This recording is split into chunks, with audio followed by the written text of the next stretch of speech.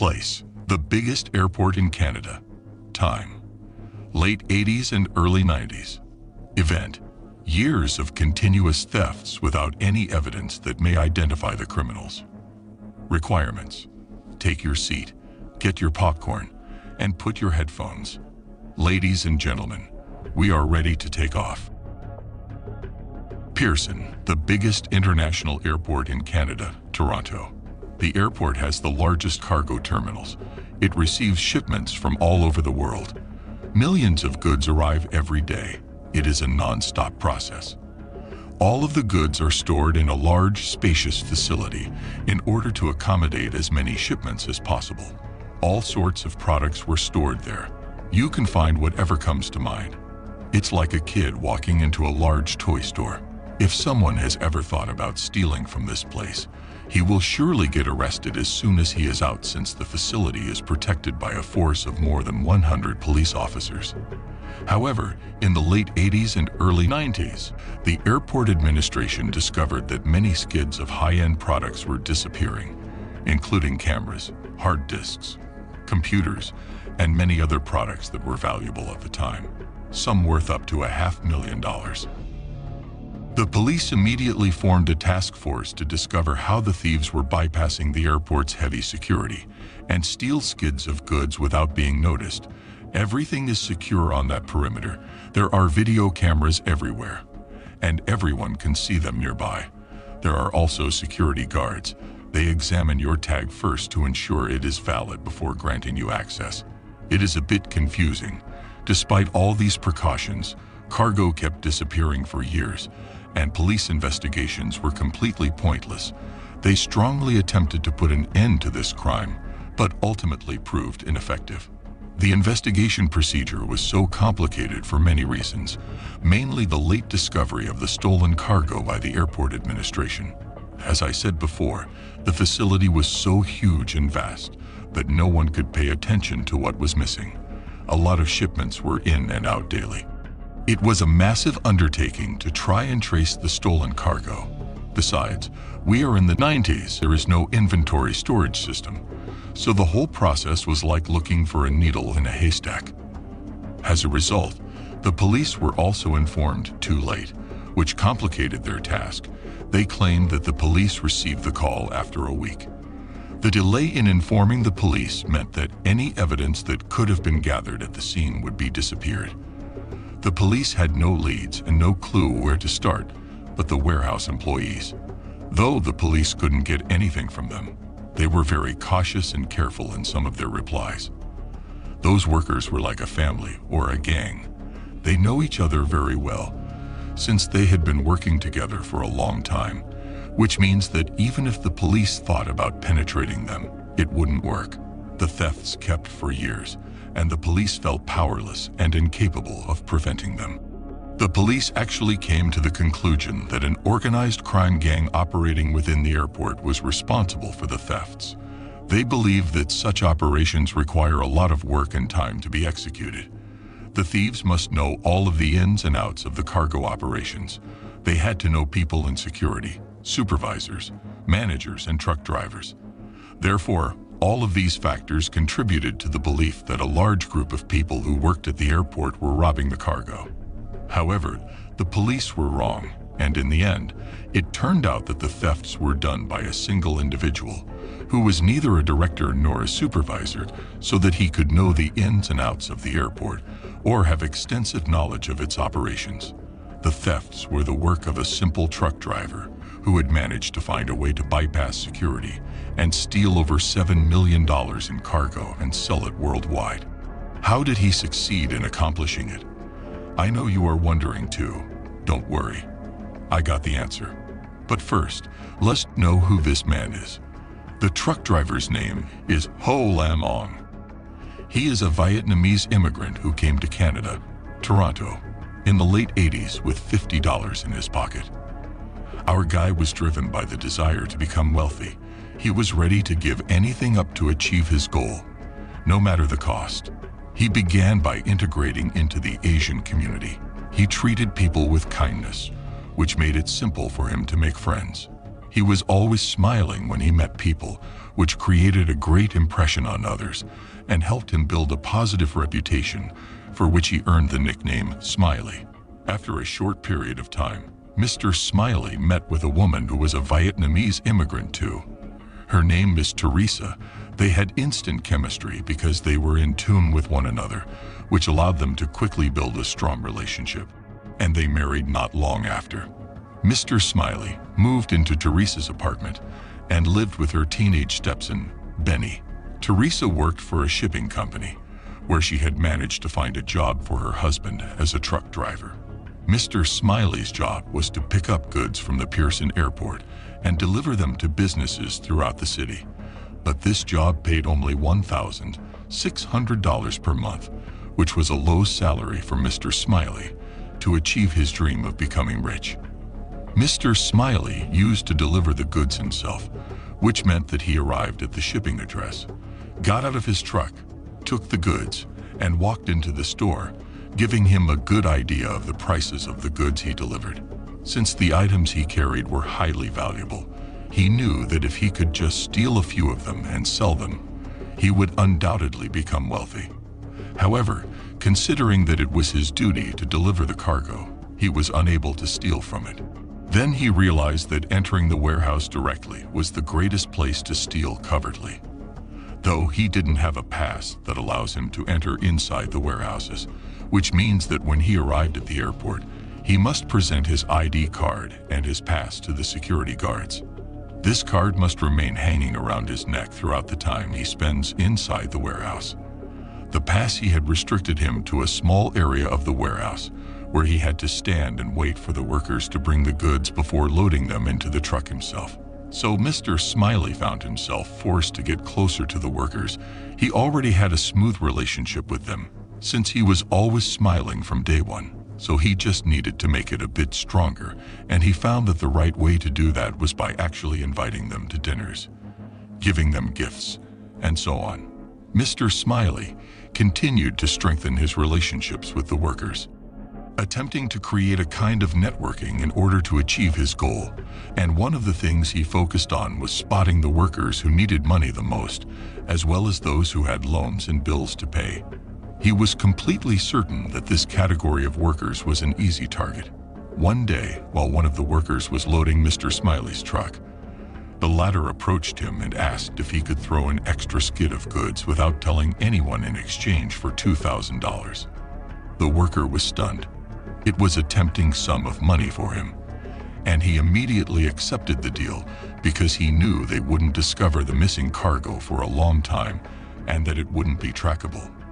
Mr. Smiley came back home and opened the cargo he got from the worker and found it full of electronics that worth up to $100,000. We're talking about a successful investment here. He paid $2,000 to earn $100,000. But the problem was that he needed buyers for his products. So he began making connections with computer store owners and selling them the goods for reasonable prices. Of course, prices that are lower than the market. Another time, Mr. Smiley paid one of the workers again in order to let him load an extra skid of merchandise. This time it was clothes cargo, which was of course worth less than the electronics but still profitable, and he had managed to sell it to some of his friends and contacts for a lower price as usual. So, things went on as usual. His network grew in terms of workers he bribed to assist him in his stealing operation, as well as store owners or people to whom he sold his stolen goods, and this is where his empire began to grow. Nevertheless, he was still dealing with a huge problem. Because the stolen cargo was randomly chosen, he had no idea about the products he stole, whether they were electronics, clothes, or something else. That is to say, each time he stole a cargo, he got new products and was forced to look for new buyers that could buy them, which made his retailing process a bit complicated. To solve this problem, he decided to work with her wife, who was his accomplice in his thefts.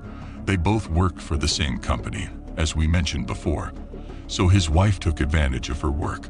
Teresa had access to detailed information about incoming cargo. She could tell him the flight that it came in on, the amount that it's worth, which area that it would be stored, Using the information from Teresa, Mr. Smiley carefully studied what cargo is going to which warehouse. He cross-referenced this to lists of employees he knew he could bribe. This way, his thefts became more organized, which helped him sell the stolen goods easily. Sometimes they are sold before even being stolen. In order to increase his profits and expand his empire, Mr. Smiley began targeting expensive cargo. However, the more cargo he stole, the more issues he confronted because of the amount of stolen cargo. It was vast and huge, which made the delivering process difficult. So he decided to add his stepson, Benny, to his accomplices.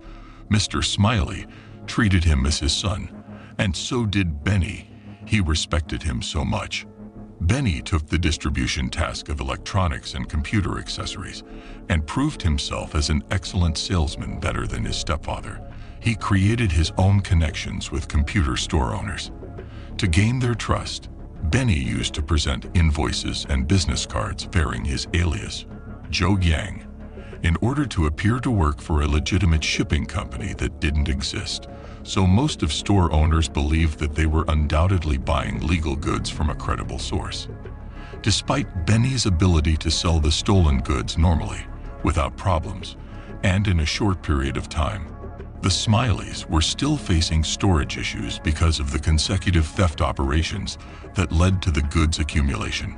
Mr. Smiley needed a safe place where he could store his goods, and because renting public storage space was risky, he bought 2 houses that were next to each other. He lived in one and used the other as a storage facility. Every day, the Smileys brought a cargo and stored it in their house. The neighbors would frequently see the Smileys coming and going with their cargo, which seemed strange and unusual to them, making them curious about what was going on around them. Mr. Smiley's pleasant personality served as his currency. He was a lovely person. He always talked nice to his neighbors. He respected them, and so did they. He even gave them gifts very often. And this way of treating people made him beyond suspicion. Even if someone asked him why he had all those goods stored in his house, he would simply tell him that he worked in the shipping industry and that he sometimes used his house as a warehouse. His empire was gradually expanding, as were his distribution issues. He had a supply and demand problem.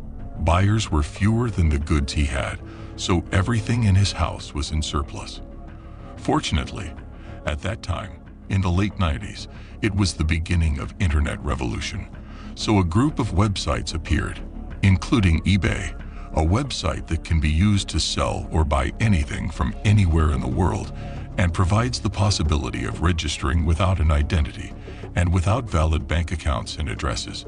All that mattered was buyer satisfaction, regardless of how the product was made or where it came from. That was not a priority, only that the customer get what they were promised and be content with the purchase. Mr. Smiley took advantage of the website and started selling his stolen goods, and with the prices he offered, the sales flooded in, not only from Canada, but from all over the world. The Smileys started working on packaging and shipping from their house or warehouse, which made the selling process easier, faster, and more profitable. The Smileys were able to reach 19,000 sales thanks to eBay, which increased their fortune and allowed them to keep their empire growing and active for 13 years. This is unbelievable, isn't it? The thefts lasted for more than a decade without being noticed by the police or the airport administration. Mr. Smiley considered the cargo workers the key to his operations, so he insisted on letting them be satisfied by gifts, paying their bills, staying by their sides whenever they needed help, or simply by bribing them. In this way, he was able to make sure that these workers remained loyal to him and kept his operations running. For more than 13 years, the investigation into this case remained stuck, even after intensifying their efforts by going undercover. The police had not been able to identify the person who was responsible for those thefts during this time. They only watched cargo being loaded onto trucks. They had no way of knowing if it was being stolen or if it was just routine business. Due to this state of uncertainty, the police stayed powerless to narrow down their lists of suspects. There were hundreds of warehouse workers, which made their task nearly impossible, and automatically, Mr. Smiley definitely stayed under the radar. Finally, on November 2001, the police found their first lead when one of the computer store owners reported that someone had broken into his store and robbed him. The police moved immediately and searched the store, discovering that among the stolen items were hard drives. Police discovered that the hard drive serial numbers from the computer store theft matched the numbers from the airport theft. For the first time, police have traced some of the stolen goods. The police questioned the store owner about where he purchased those hard drives. The store owners revealed that the hard drives had been purchased from a shipping company that was represented by someone named Joe, and he gave them a phone number to contact him. After checking the number, the police discovered that it belonged to Benny, and they immediately placed him under surveillance. The surveillance helped the police so much. It was quite intense, and it led them to a lot of facts. They saw Benny collecting goods from their house, and they saw a wall of goods when he opened the garage. The police realized that they finally found the thief that they had been looking for years ago, and then they found out that the owner of the house was Mr. Smiley. The police hold off on making an arrest until they have gathered sufficient evidence to build a strong case. They wanted to find out how exactly he managed to steal such huge amount of goods during this long period. A team of investigators was completely dedicated to this task, and they kept Mr. Smiley under surveillance 24 hours a day, 7 days a week. This provided the police with detailed information about how the thefts were carried out. They followed him from the time he picked up his truck from the shipping company to the airport, where he loaded his truck, delivered the goods that were supposed to be delivered, and took the stolen cargo to his house. After all this, the police were ready to make their move. They broke into Smiley's house on December 13, 2001, and arrested the entire family, Mr. Smiley, his wife Teresa, and his stepson Benny. The police were astonished by the quantity of items that were inside the house. It was literally a warehouse. In addition to the mass amount of cash, it was in each corner of the house, under the bed, on the couch, in Benny's room, on the stairs, everywhere. They found up to $1.2 million in cash. Mr. Smiley, Teresa, and Benny were arrested on the charge of possessing stolen property, and before trial, Mr. Smiley agreed to plead guilty on the condition that Teresa and Benny had released. Because of his cooperation and his confession that he was responsible for the entire operation and gave back over $6 million in cash and property, the police accepted the deal, and Mr. Smiley got a reduced sentence and served a 2-year prison term.